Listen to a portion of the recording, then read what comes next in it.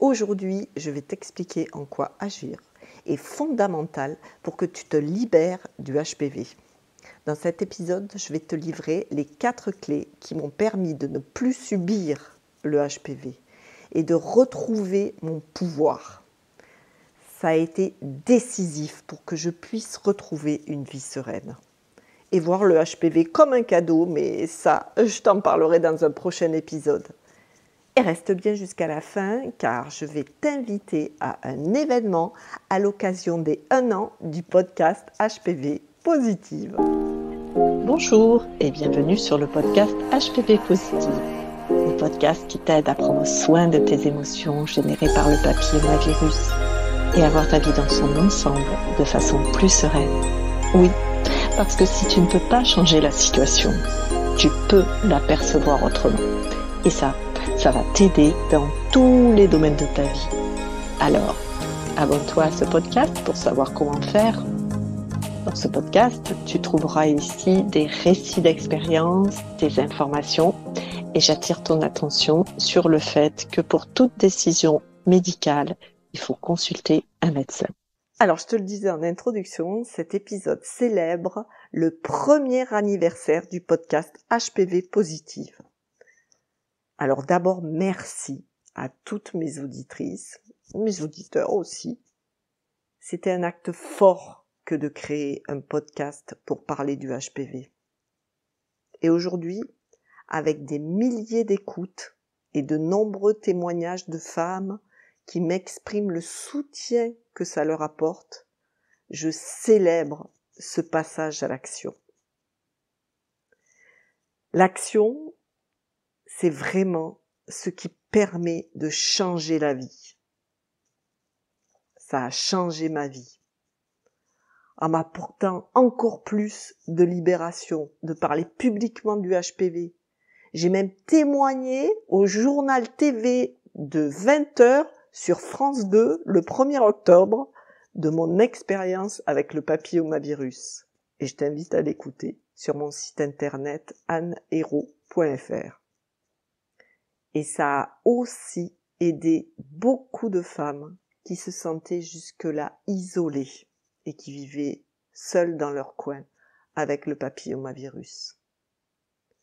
Alors ça a permis de se parler, de créer une communauté et aussi de diffuser de nombreux outils gratuits pour mieux vivre avec le papillomavirus.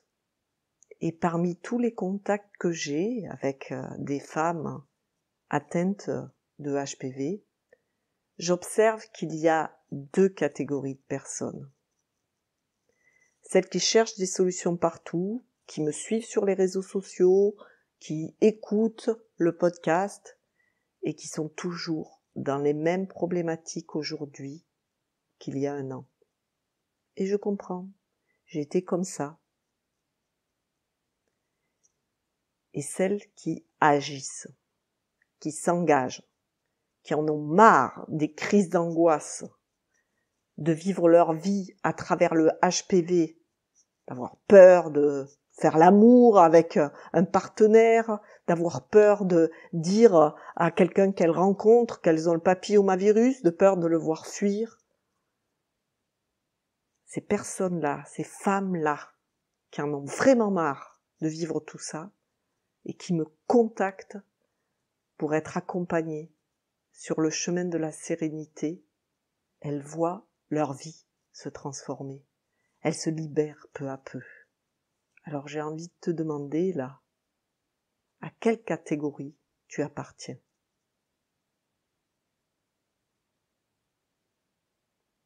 Alors chercher des solutions partout pour se débarrasser du HPV, je l'ai fait. Mais maintenant j'ai compris que vouloir se débarrasser du papillomavirus à vie, c'est un peu comme vouloir se débarrasser du rhume à vie. Tu peux guérir, bien sûr, mais tu ne peux pas avoir la garantie que ça ne revienne pas.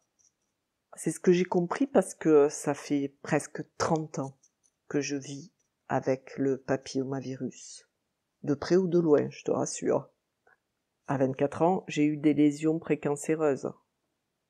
Donc là, C'était un tel choc, j'ai pas hésité. De toute façon, la conisation, j'ai bien essayé des traitements naturels, mais j'étais tellement pressée de me débarrasser de tout ça que, oui, j'ai eu une conisation et effectivement, pendant quelques années, j'ai été débarrassée.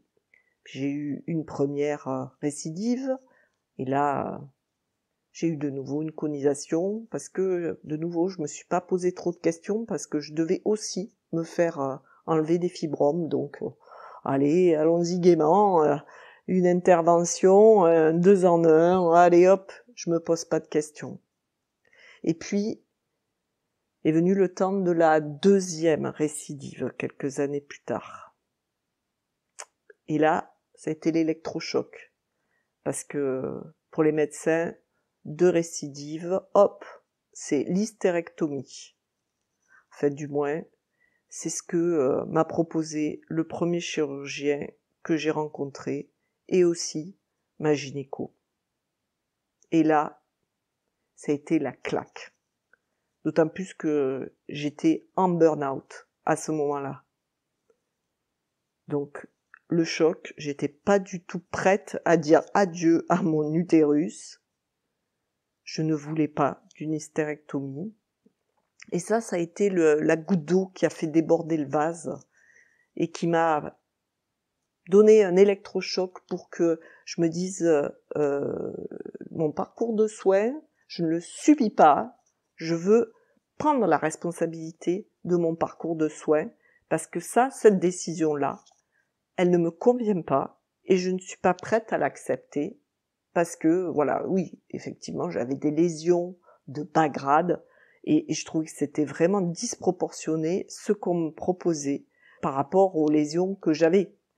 J'ai pris un deuxième avis d'un chirurgien très renommé et qui, lui, a accepté de me prendre sous surveillance.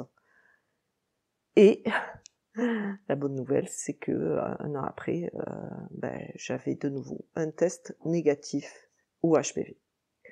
Donc, j'avais bien fait de prendre le pouvoir dans ce parcours de santé, parce que si j'avais dit oui à ce premier chirurgien qui me proposait une hystérectomie, j'aurais plus d'utérus aujourd'hui. Et aujourd'hui, j'ai toujours mon utérus et je suis très contente de toujours l'avoir. Alors je te dis ça parce que ça demande vraiment de prendre conscience que c'est important de reprendre le pouvoir sur sa vie, de reprendre le pouvoir sur son parcours de santé. Et c'est vrai que le système médical ne nous demande parfois même pas notre avis. Et dans ces moments où c'est vraiment des moments de choc, quand on t'annonce que tu as le papillomavirus, peut-être que ça a été un moment où ça a vraiment été un choc pour toi. Et dans ces cas-là, quand tu es en état de choc, tu peux pas réagir, tu peux pas réfléchir, tu peux même pas poser les questions que tu voudrais poser tellement tu es sidéré. Peut-être que tu l'as vécu ça toi aussi. Alors maintenant, je vais te livrer les 4 clés qui ont été décisives pour moi, pour ne plus subir mes angoisses avec le HPV au fil de toutes ces années de parcours. C'était important pour moi de pouvoir continuer à vivre sereine. Et aujourd'hui, je peux vraiment célébrer que même si j'ai des lésions de bas grade de HPV, je peux vivre ma vie sereinement. Ça peut coexister. Et ça pourquoi ? Parce que la première clé que je te livre, c'est parce que j'ai pris action dans ma vie. Alors quelque chose qui m'a vraiment fait beaucoup réfléchir, c'est cette citation d'Einstein. Et Einstein, c'est pas un illuminé, hein, c'est un scientifique. Cette citation, c'est La folie, c'est de faire toujours la même chose et de s'attendre à un résultat différent. Ah, effectivement, pour que ta vie se transforme, pour que ton regard se transforme, eh bien, il faut qu'il y ait des choses qui changent dans ta vie. J'ai une profonde croyance que la maladie est là pour nous montrer quelque chose de nous, de la situation dans laquelle on est actuellement. Qu'elle est là pour une bonne raison, je mettrai des guillemets. Et effectivement, si tu veux que ta vie change, si tu continues à faire exactement la même chose qu'hier, comment peux-tu espérer un résultat différent? Alors en premier, il faut prendre une décision.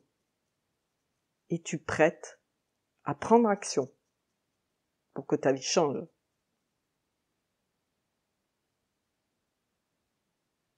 Je peux te dire que j'ai pris action et que ma vie, elle a vraiment, vraiment changé.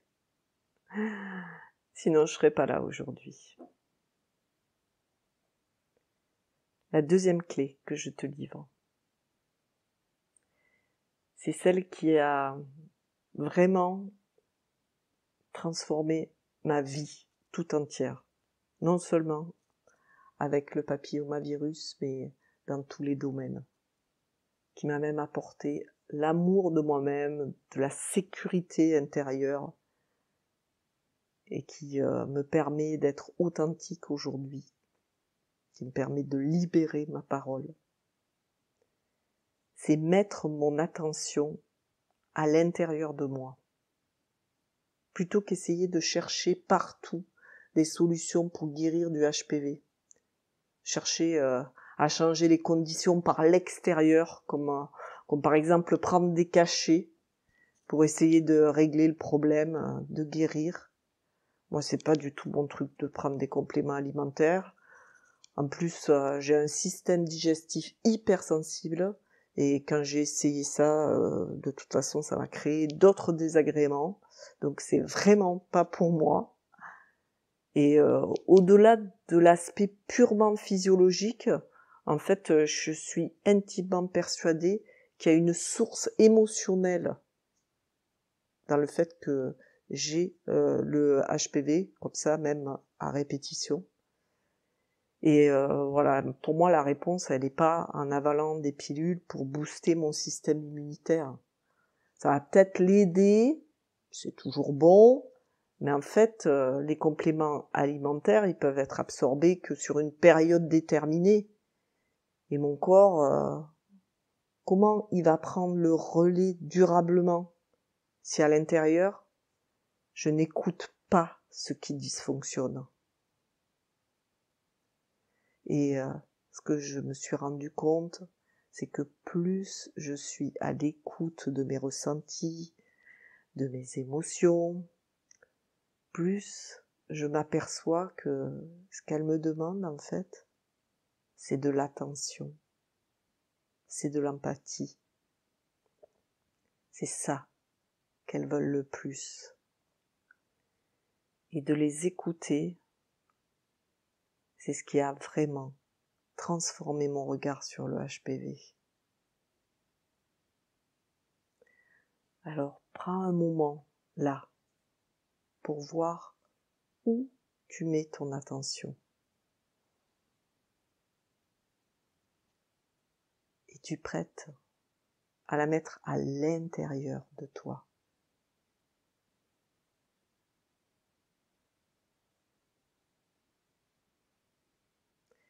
Maintenant, je te dis la troisième clé. Ce qui a le plus changé ma vie, c'est d'intégrer des outils que je peux m'approprier facilement. Voilà, ça a été le moyen qui m'a permis la transformation. Comment je suis arrivée à tourner mon attention vers l'intérieur. La clé que je viens de te présenter juste avant.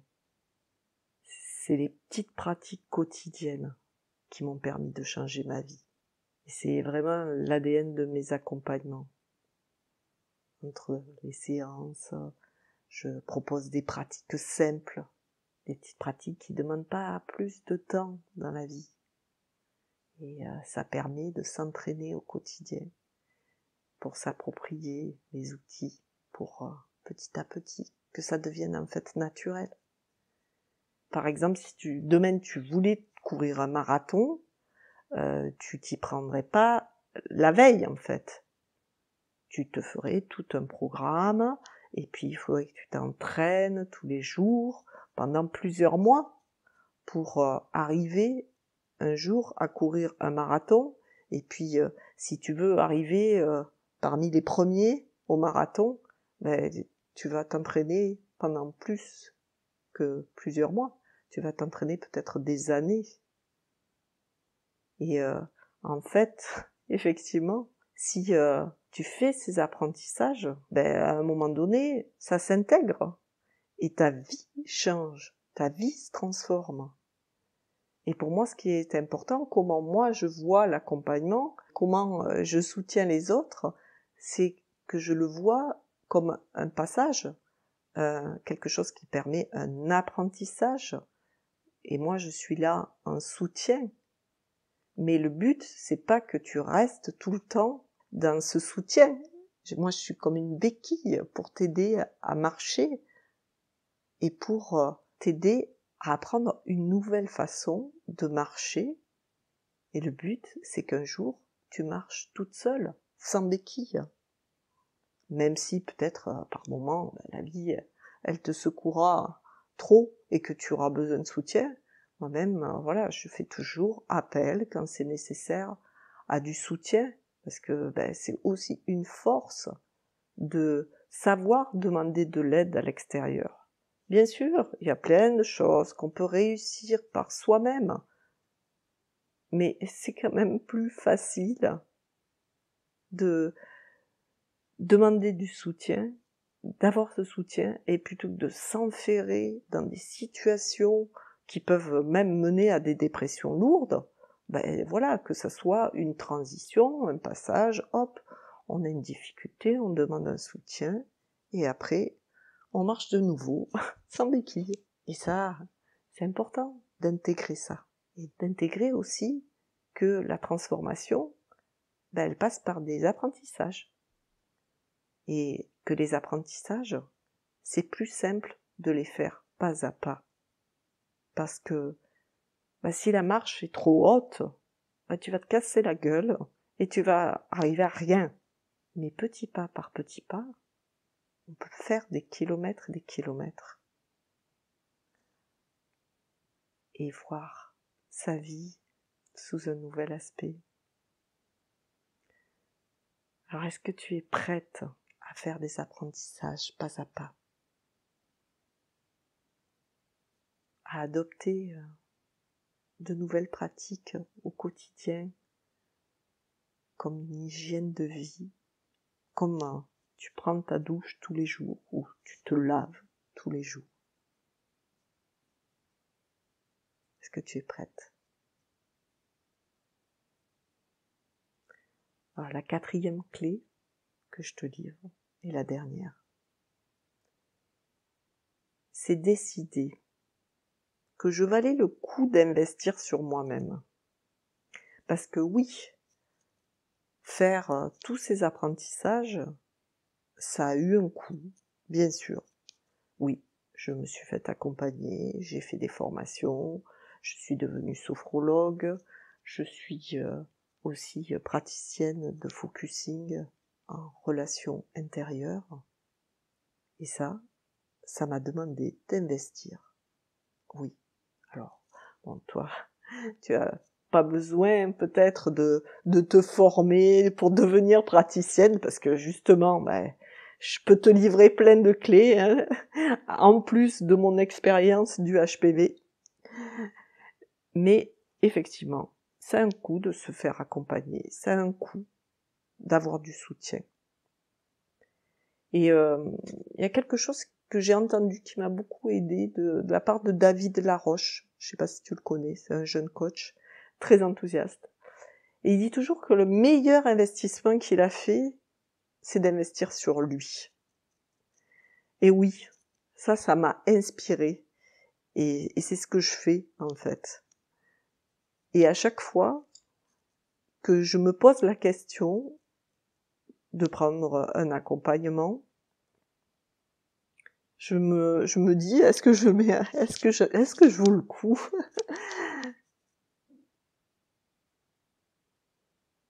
Et j'ai envie de te poser cette question par rapport à l'argent. Ah, c'est une croyance sur laquelle j'ai travaillé. J'ai travaillé aussi pour vivre de ma passion, pour lâcher le salariat et pour pouvoir accompagner des femmes atteintes de papillomavirus à elles aussi retrouver leur sérénité. Ça m'a demandé de lâcher mes peurs avec l'argent. Ça m'a demandé aussi des investissements pour me faire accompagner là dans cette posture d'entrepreneuse. Alors j'ai envie de te poser quelques questions sur l'argent. Quel argent as-tu dépensé dans ton dernier shopping? À Black Friday? Et quel argent as-tu déjà dépensé pour te faire aider, pour te soulager dans les angoisses que tu vis avec le papillomavirus ou avec d'autres problématiques de ta vie? Parce que peut-être les angoisses, tu remarques que il n'y a pas qu'avec le papillomavirus que tu en as. Tu remarques peut-être que il y a d'autres endroits de ta vie où tu te sens angoissé.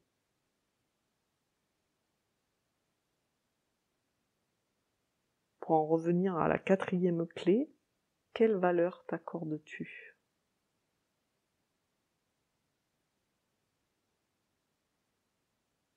Est-ce que tu considères que tu vaux le coup d'investir sur toi-même?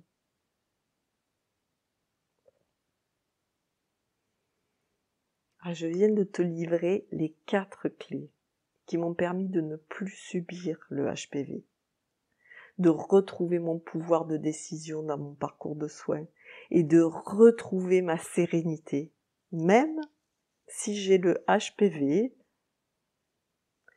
Tu as pu évaluer si tu es prête à prendre action, prête à mettre ton attention à l'intérieur de toi, prête à faire des apprentissages pas à pas.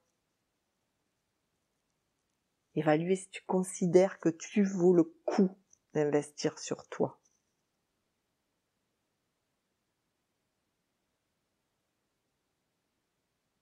Alors, avant de te proposer de prendre action, ce que je t'invite maintenant, là, c'est à imaginer. Comment tu serais, là, dans 3 mois, dans 6 mois, si tu avais dit oui à toutes ces questions et que tu avais mis derrière les actions en place pour agir, pour poser le premier pas, pour transformer ton regard sur le papillomavirus, pour ne plus subir toutes ces angoisses au quotidien. Imagine comme tu pourrais retrouver ta liberté, ta sérénité, la confiance en la vie. Si t'es célibataire, comment ça serait léger de faire des nouvelles rencontres. Comment ça serait léger d'avoir des relations sexuelles sans plus penser qu'au HPV, mais juste en pensant au plaisir que tu vas y trouver. Imagine qu'est-ce que tu te dirais, qu'est-ce que tu ressentirais là à l'intérieur de toi, quelles émotions seraient là.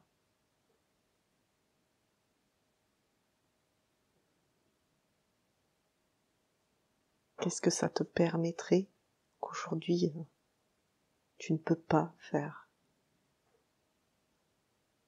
Alors prends le temps d'imaginer comment ça serait pour toi. Alors est-ce que ça te donne envie d'agir? Parce qu'elle est là, la source de ta motivation aussi. C'est l'envie de ce futur-là, où tu es sereine, où tu es joyeuse, où tu retrouves ta joie de vivre. Alors tu vas me dire, oui, mais comment faire? Comment on fait ça? Et moi, quand j'ai un objectif, quand j'ai envie de quelque chose, ce qui m'aide, c'est d'avoir un déclencheur, d'être challengé. Alors, je vais t'offrir l'opportunité d'agir, de poser un premier petit pas. Et j'espère que ça sera ton déclencheur. Je te donne rendez-vous le 11 janvier à midi. Je t'invite à participer à un atelier réservé aux auditrices du podcast HPV Positive, parce que oui, c'est le premier anniversaire du podcast. Et j'ai envie de te rencontrer et d'en faire une rencontre cocon, une rencontre qui va te permettre de retrouver un peu de calme. Je te quitterai aussi pour que tu puisses mettre ton attention à l'intérieur de toi, pour ressentir où tu en es avec le HPV.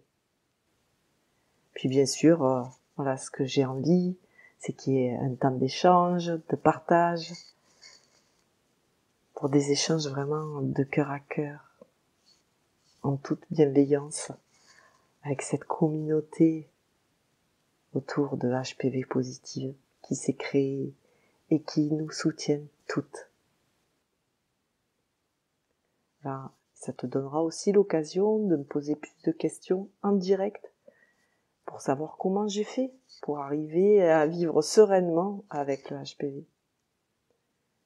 Et cerise sur le gâteau, à la fin de la rencontre, un tirage au sort permettra à une heureuse élue de gagner une séance découverte accompagnement HPV de 1h30 en individuel avec moi. Alors, cette rencontre anniversaire est gratuite, mais pour la bonne organisation de cet événement, l'inscription est nécessaire. Donc tu trouveras tous les liens dans le descriptif de l'épisode. Inscris-toi vite parce que les places sont limitées. Alors j'ai vraiment hâte de t'y rencontrer à cet événement, de faire vivre cette communauté, que ça soit plus moi derrière le micro et toi derrière tes écouteurs, que ça soit nous, et c'est ce qui donne encore plus de sens à ma démarche. Parce que cette communauté de femmes atteintes du papillomavirus, elle peut être vivante, elle peut être vibrante, et c'est en échangeant ensemble qu'on s'enrichit et qu'on se soutient encore plus. Alors, j'espère t'avoir donné envie de déclencher ton premier pas vers la vie que tu souhaites, la vie plus sereine.